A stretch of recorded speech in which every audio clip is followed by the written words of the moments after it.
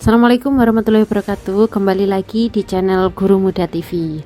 Nah, kali ini kita akan membahas tentang peristiwa bom Hiroshima dan Nagasaki, kemudian tentang pembentukan PPKI dan peristiwa Rengas Dengklok. Untuk yang pertama kita bahas yaitu peristiwa bom Hiroshima dan Nagasaki. Peristiwa bom Hiroshima terjadi pada tanggal 6 Agustus 1945.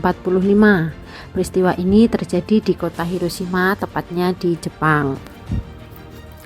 Bom atom dijatuhkan oleh Amerika dan sekutunya. Amerika menjatuhkan bom atom sebagai balasan kepada Jepang yang telah menghancurkan Pearl Harbor atau di Hawaii. Nah, setelah terkena bom atom di Hiroshima, Jepang belum menyerah.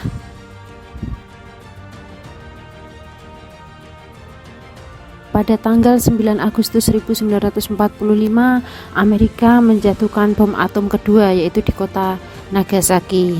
Nah, setelah dibom kedua kalinya, jumlah korban jiwa sangatlah banyak. Hal ini menyebabkan Jepang terdesak. Nah, pada tanggal 15 Agustus 1945, Jepang menyerah tanpa syarat kepada sekutu. Momen inilah yang dijadikan kesempatan untuk memproklamasikan kemerdekaan.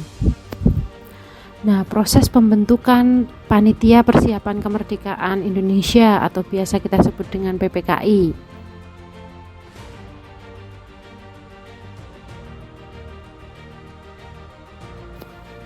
Setelah dibom Amerika pada tanggal 6 Agustus 1945, pada tanggal 7 Agustus 1945, Jepang membentuk PPKI atau Panitia Persiapan Kemerdekaan Indonesia.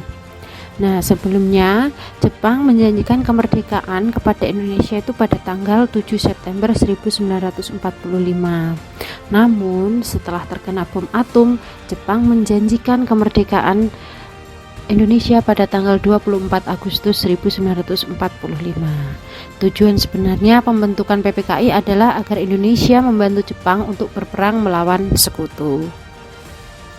Nah, dengan dibentuknya PPKI, maka BPUPKI dibubarkan. PPKI diketuai oleh IR Soekarno dengan wakil ketua yaitu Muhammad Hatta dan Mr. Ahmad Subarjo sebagai penasehat. Nah, tugas PPKI sendiri itu ada 4, yaitu yang pertama meresmikan Undang-Undang Dasar 1945. Kemudian yang kedua, melanjutkan tugas BPUPKI. Yang ketiga, yaitu mempersiapkan pemindahan kekuasaan dari Jepang ke Indonesia. Kemudian yang keempat, yaitu mempersiapkan tata negara Indonesia. Pada tanggal 15 Agustus 1945, Jepang menyerah tanpa syarat pada sekutu. Hal ini yang dimanfaatkan oleh golongan muda untuk mendesak IR Soekarno untuk memproklamirkan kemerdekaan. Namun IR Soekarno merasa bimbang dan masih menunggu Jepang. Akhirnya terjadilah peristiwa Rengas Dengklok. Peristiwa Rengas Dengklok. Peristiwa ini dilatar belakangi peristiwa Jepang yang menyerah pada sekutu. Golongan muda mendesak agar IR Soekarno segera memproklamasikan kemerdekaan.